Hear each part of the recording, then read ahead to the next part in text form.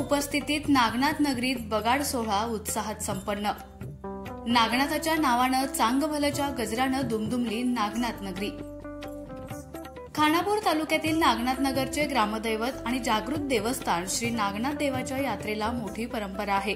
या यात्रेनिमित्त होणाऱ्या गेल्या 200 वर्षांची प्रदीर्घ परंपरा आणि संपूर्ण देशभर प्रसिद्ध असलेला बगाड पळवण्यासाठी सोहळा आज सोमवारी लाखो भाविकांच्या उपस्थितीत नागनाथाच्या नावानं चांगभलच्या गजरात मोठ्या उत्साहात संपन्न झाला।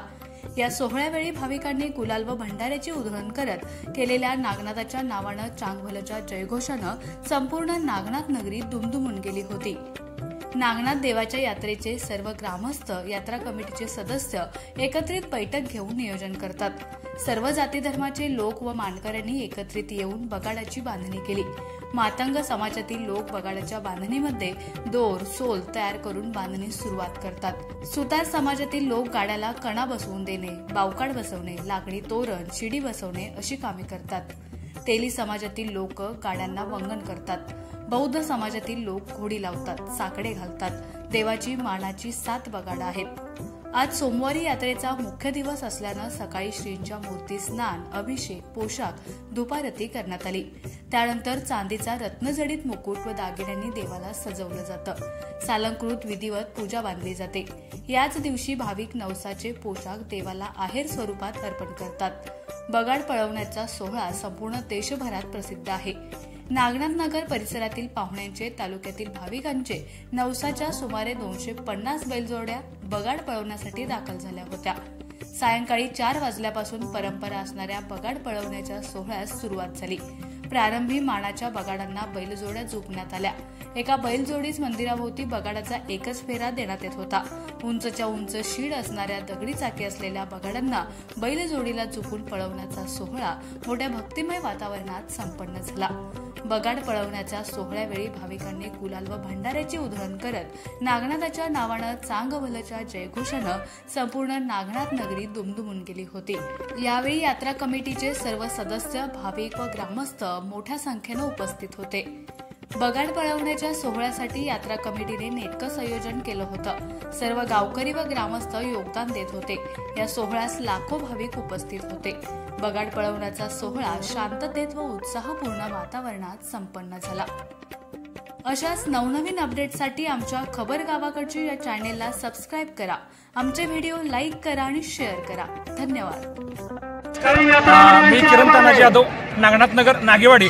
आज आमच्या गावामध्ये ही बगाड यात्रा संपन्न होत आहे आणि या बगाडाचं वैशिष्ट्य म्हणजे हे जे बगाड आहे या बगाडाला कुठेही खेळामुळा न करता हे सगळं बगाड जोडलं गेलेलं आहे। याची चाकं बघितली तर दगडी चाक आहे आणि ही जी बगाड परंपरा जी आहे ही परंपरा म्हणजे काय तर कुठेही एक प्रकारची शर्यत नाही या ठिकाणी।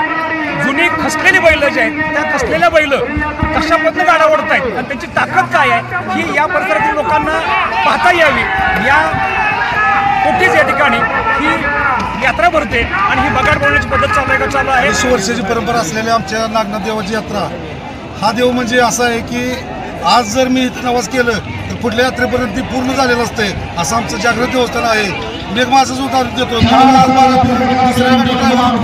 माझ्याकडे 4 माणसं कामाला आहेत, त्यातच मी या देवाचं म्हणजे मनापासून सेवा करतो आणि आमच्या गावातली जेवढे काय घराबाहेर असतील, नोकरीनिमित्त, व्यवसायानिमित्त बाहेर असतील सगळीकडे पोरं माणसं त्या पण माणसांना, त्या लोकांना पण आमच्या देवाचा खूप मोठा आशीर्वाद आहे। नागेवाडी सालाबादप्रमाणे याही वर्षी आमच्या बगाडाचा कार्यक्रम खूप चांगल्या प्रकारे व्यवस्थित पार पडला। ही गेली 300 वर्षेपर्यंत म्हणजे वर्षापासून आमच्या या बगाडाचा हा सोहळा सुरू आहे। बावधनला जे एक बगाड असतंय त्याऐवजी या ठिकाणी आमच्या इथं 7 बगाड असतात।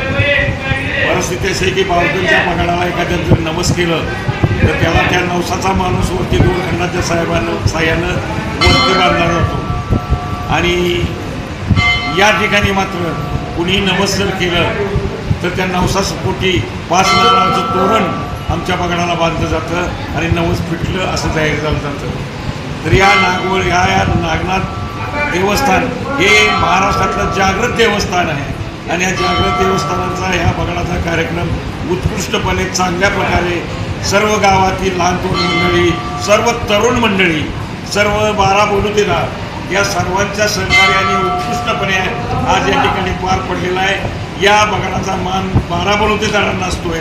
प्रत्येक समाज आपल्या नेटनेट्या ताकदीनं आज आपलं काम उभा करत असतोय आणि हा सोहळा उत्कृष्टपणे पार पडण्यासाठी झटत असतोय आणि असा प्रकारचा सोहळा आज रोजी या ठिकाणी बगाडाचा सोहळा उत्कृष्टपणे आमच्या या यात्रेमध्ये पूर्णपणे व्यवस्थित पार पडलेला